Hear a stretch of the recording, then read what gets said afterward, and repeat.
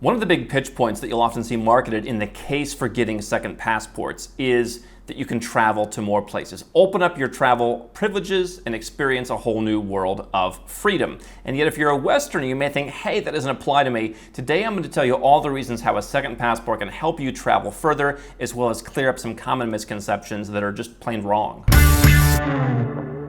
So what I've been saying for some time now is that yes, travel privileges are important. Yes, more Westerners in particular feel that they may have a problem renewing their passport in the future, or they just don't feel comfortable with their country. Maybe they don't even want to keep their citizenship long term if things get worse. But the idea that you need 3 extra visa-free travel countries is not the measure of why you should be getting a second passport.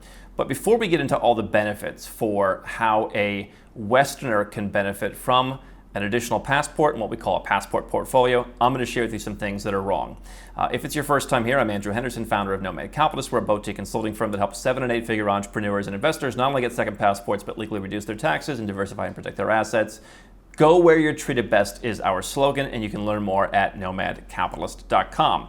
Would love to help you get your second passport, not just choosing from 1 of 5, but we've helped people get dozens and dozens and dozens of different second passports from all different ways. And so that's the first thing, right? If someone's trying to sell you citizenship by investment in the Caribbean, that's a great option for many people, but at least you should check, do you qualify for citizenship by descent, by marriage, by naturalization? Is there a paper residence option? Is there a golden visa? Is there a combination of citizenships you can put together? We often help people save anywhere from $50,000 to hundreds of thousands of dollars by choosing the right passport combinations, and so that's important. Here's the statement I saw in kind of one of these public relations magazines about dual citizenship. Quote, opting for dual citizenship could mean you can travel for more extended periods and fully comply with all the laws in any place that you visit. That's a little bit vague. In theory, it's correct, right? You may have a US passport that allows you 30 days in a certain country, and another passport allows you 90 days in that country. If you're American, Canadian, Australian, Western European, there's not going to be too many countries that fit that description. There are some countries in the European Union, for example, that have lesser privileges to come to some Southeast Asian countries. Even some EU countries going to Thailand need to get a visa on arrival. That's because, here's the quote, the visa can be obtained from either of the countries where you hold citizenship. So this is just worded incorrectly. You don't get a visa from your country of citizenship, you get a visa from the country that you want to visit. All you must do is identify which one offers the best arrangement with the nations that you want to visit and then apply accordingly. So again, if you're an American, how many countries can you not visit? Okay, you cannot visit Russia without getting a visa. You cannot visit China without getting a visa. You cannot visit Iran without getting a visa. And then you've got a couple of countries where the US doesn't want you to go, like North Korea, Cuba, etc. Venezuela, you need a visa. Okay. And so you have pretty good travel privileges. You need an e-visa to go to Turkey, for example. And there was a time when the US and Turkey had a spat, and so you couldn't get an e-visa. During the pandemic, some countries did shut down their e-visa facilities, and so that was difficult if you needed that. But in general, Western passport holders can go to most places. And so you're not going to get a visa from the country where you live. And if you want to choose the best way to go to a country, here's how you should look at that. Not about which one gives you the best visa privileges. Now, if you're Indian, if you are Chinese, if you are any number of nationalities where you don't have the best passport, what we call a Tier B or a Tier C passport, sure, getting another passport can open up a new world for you. And so if that's your situation, then obviously the visa-free travel is an advantage. We have folks in our company that live in Armenia.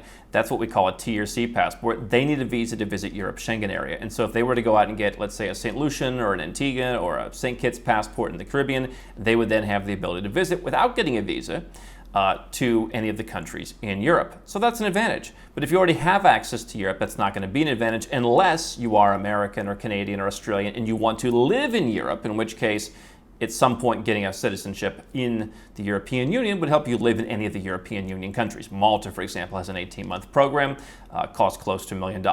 Golden visa programs could lead to naturalization, etc. But you identify which country offers the best arrangement with the nation that you want to visit and then apply accordingly. The only real situation that I can see where you would have a visa advantage, just from a strictly travel point of view, as a Western citizen, is in the aforementioned case where your country has a spat with some other country and they're not issuing visas. So Russians right now, and even before the war, had a really tough time getting U.S. visas. The U.S. just said, listen, we're sick of you guys. And I would imagine there's reciprocity on the Russian side, right?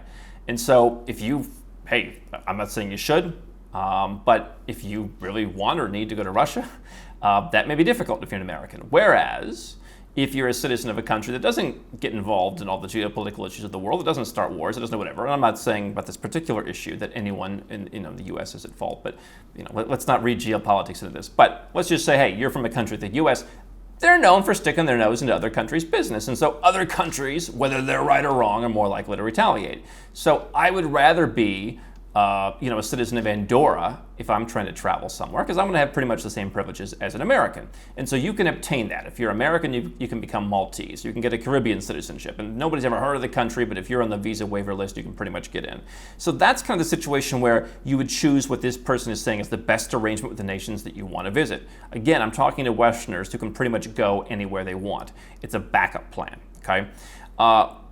They also talk about the idea of traveling between nations. Like, let's say you live in Panama and you also live in the United States and you split your time, kind of like my trifecta method, maybe you call it a bifecta method. You have two homes, basically, the US and Panama. Panamanian citizenship requires you to live there and to spend time there and to get it through naturalization. And generally speaking, for a number of years now, I've been saying that really nobody has gotten it. It would be pretty rare to see people getting it. Maybe someone gets it through descent. We've had people do that. You may get it by being born there, if you have a child there. But through naturalization, I know people who've been living there for 15 years who've applied for citizenship, they haven't gotten it. And so the idea of you want to have two places where you live and travel between them, the best citizenship may not be the best place to live, whether it's for taxes, lifestyle, whatever, okay? And so the idea that you should get a second citizenship because you want to live there is certainly one consideration. And I think as you go deeper in building a passport portfolio where you have 2 or even 3 multiple citizenships, 2, 3, 4 in the portfolio, that should be a factor, right? But when you're getting your first citizenship as a Westerner, you don't really want to look at where do I want to live. You want to look at where do I go if something happens to my passport in my home country, if they won't renew it, if they're too slow at renewing it, if they make some new law, as the US and the UK and Australia and other countries are talking about, where I'm not allowed to get a passport, or I'm not allowed to go to certain countries. The US has done that for some time, right? If I want a backup plan, that's why I'm gonna have a second passport, and I'm basically ensuring my right to travel, as well as ensuring my right to get out of my country if I need to, as well as having an insurance policy to reduce my taxes if my country raises them too much. That's why a Westerner wants a second passport. So let me go through a number of benefits, now clearing up that those things aren't entirely accurate. If you want a place to live, okay, I would not, again, get citizenship in a particular country because I want to live there. Now, if you happen to have ancestry in Ireland and you can get Irish citizenship and then you want to live in Ireland, I'm not going to be against that. If that's what just happens to work out, that's fine. But I think people are always trying to line things up perfectly, and it's not what you should do. You should get a citizenship for citizenship's sake and live for living's sake. And the idea that out of 252 countries and territories that everything's going to be the same place is just silly. That's what we talk about, planting flags around the world. However, there are some exceptions. Let's say you get a citizenship in the Caribbean. St. Lucia, in my case, you have access to the Organization of Eastern Caribbean States. You can go and basically spend as much time as you want in the other 5. Okay, and so you can get the best citizenship, and then you can choose to live in the best place. And so St. Kitts and Nevis, for example, no personal tax, no corporate tax, but the passport's more expensive for many people. And so you might choose to get a more affordable passport and then go and spend time in St. Kitts and Nevis. You also have access on a little bit lesser scale to the CARICOM countries, which opens up places like Belize, Barbados, etc. Those aren't necessarily that hard to get into anyway, but you have that. Certainly the most common example is the European Union. So if you want to travel around, you have as of right access as the citizen of a European Union country, as well as Switzerland, Norway, etc., to basically move between all those countries. So my friend who's from Norway, who wants to move to Portugal, doesn't really need to ask any permission. He needs to go and needs to register. He checks into the Norwegian tax system, he checks into the Portuguese tax system, he can move all around Europe if he wants. That's his privilege. And so the fact that he has a Norwegian passport doesn't mean he has to live in Norway. It means he can live anywhere else in Europe. Australia and New Zealand have some kind of deal. The UK and Ireland have similar situations. So, being able to move between a block of countries or countries that have an agreement or some kind of association, that's a benefit for travel. Visas are certainly an issue. And so again, if you need Russia, China, Iran, Venezuela, most Westerners that I'm talking to don't really want to go to those countries, right? I've certainly talked to a few people who are in more engineering or crypto-related fields who do need presence in Eastern Europe, and so a country, there are passports that, for example, will get you a longer stay and under a little bit more flexible conditions in Belarus. And so obviously right now Russia and Belarus aren't places to go, but historically I have had people who had developers who lived in Belarus, for example, or Ukraine or what have you. And so some of those Eastern European countries do offer, if you have an Eastern European or Turkish passport, it may be better access and you may be able to stay longer. That's an example. But the list is not really that long, right? And if you really needed to stay in one of those countries for an extended period of time, you could probably get a residence permit. If you're employing people, if you owned a property, a lot of those countries have some kind of ability for you to stay there long term to where the visa no longer even matters. And by visa, by the way, I mean it could be a tourist visa that just stamp you in at arrival, or it could be a visa that you go and get at the embassy. And so, Dominica, for example, Grenada, two passports that people have heralded offer access to China and Russia. Not really, as we sit here right now, two places that most people want to go or even can go. So again, Westerners not a big issue, but certainly visa-free travel can be slightly extended if you already have a good passport. Another minor issue is when you are traveling shorter lines. Recently flew to Milan, and there's a US-UK line. As you're coming down, they're shouting, "Americans, British, get in this line, get in this line." And I'm walking by like, oh my goodness, that line's like all the way back to the plane. And by the time I finally got stamped into Milan, it was about a 45-minute wait. I'm in the regular line, and all the Americans had gone. So it did end up being faster because they basically have a trusted traveler program. In the US, you have global entry, which is originally just for Americans, and now they've extended it to a number of different nationalities that can prove that they're trusted people. And so if you have a deal with that, for example, I can go to the UK without a visa as a St. Lucian citizen, the same way, same conditions as an American can. However, the difference is Americans may have a little bit faster time getting through. Is that what should drive your second citizenship needs, especially if you're spending hundreds of thousands of dollars? Probably not, right? I'd much rather have a stress-free life and not have to be a citizen of a country that gives me grief than have a little bit shorter line. Another thing to consider is image. And so you may get more questions if you go to certain places. You could go to a number of Arabic countries, for example. If you're an American, maybe they ask you some questions. In my experience, I haven't really seen that be the case, by the way. But if you like the idea of having a passport that, again, people don't really know, I think that's a benefit, especially if I'm an American, if I'm British, if I'm some kind of well-known Western nationality, maybe German. It can be a benefit to have something where it's just, they don't bother anybody. Wouldn't it be nice to be from a country that's just peaceful and people's biggest question today is, where are we going to eat? I don't know, whatever people think in some of these places. But image could be an issue in terms of travel. Again, I mentioned the Turkey thing. You never know when that could happen. Russia's been at the center of some of these things. Georgians don't go to Russia, or Georgians leave Russia, or whatever. Now, in some cases, your place of birth may matter, right? So in my passport, it'll still say place of birth USA or some variation thereof. In some cases, it'll say specifically where I was born in Ohio. I don't know if that really matters that much. But image in terms of the passport is important. The other issues in terms of travel itself and why a second passport could be valuable are, it could be easier to get a passport. These days, renewing Caribbean citizenship does take a little bit of paperwork. In fact, I've got it right here. I've got about 3 or 4 papers sitting on my desk that I've got to send off. So it costs a little bit more money. I've got other citizenships where I just go in and it might take a day or 2 or a week. And so it's easier to get a passport, and that was true even during the pandemic. Whereas you saw Western countries who were like, oh my God, we're closed, don't bother us. I had a guy, I was doing a deal with somebody, we needed his US passport, and I think the deal was delayed by like 6 months because he just couldn't get his US passport. And so what I always tell people is always have your home country's passport, have it up to date. If it's got less than a year on it, you should be renewing it. Maybe even less, maybe even more than that, right? Because you want to make sure you can always travel, and you need, in some cases, 3 months or 6 months after you're leaving worth of validity just to get into some countries, and so you don't want to get stuck.